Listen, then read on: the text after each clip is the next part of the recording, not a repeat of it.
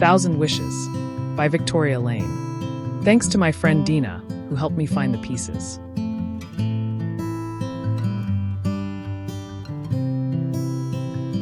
Be like a dandelion. When they fall apart, they start again. Anonymous. Once in a time, at the birth of a girl, an evil fairy cursed the child with a mood disorder. She grew but knew nothing of the curse. She went through life with a weight on her heart, but she pushed on.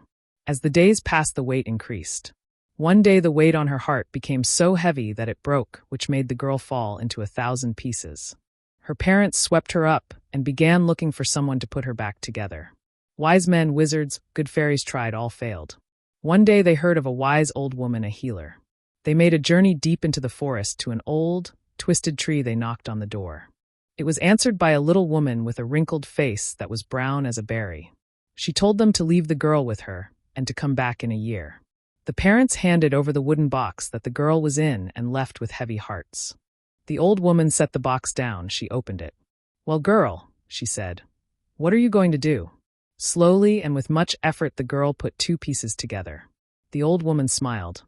"That's a start," she said. Every day the girl would put a piece or 2 together.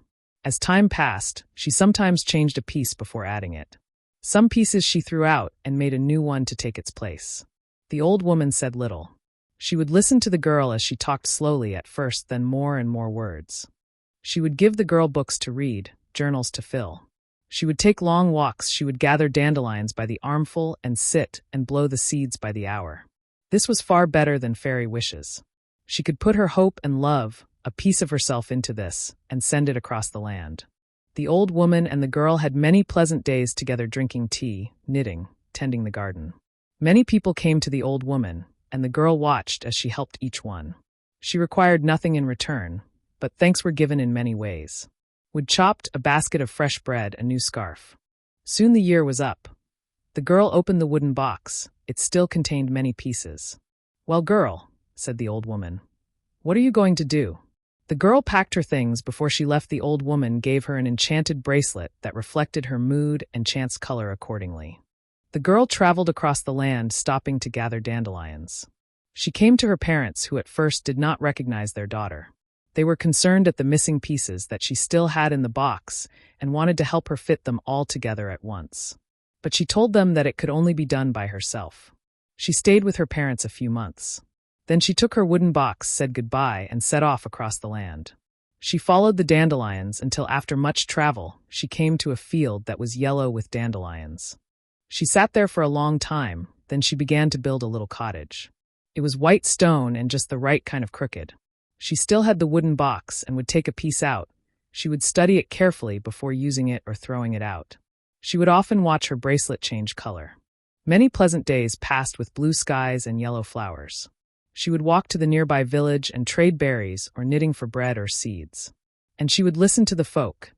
In time they would come to tell her of troubles or worries. They told her of the good too, the hopes and wishes.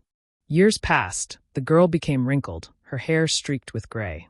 She still had the wooden box and would take a piece out. Sometimes she would take a piece off to discard it. As she sat in the sun blowing dandelion fluff, she had a longing for a child. She put all her wishes, hope, and love into each seed. One day there was a knock on her door.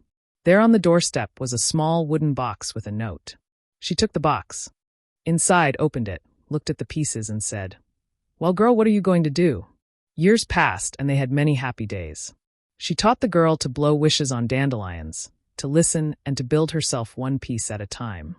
The end. This story is inspired by real-life happenings. Written and illustrated by Victoria Lane.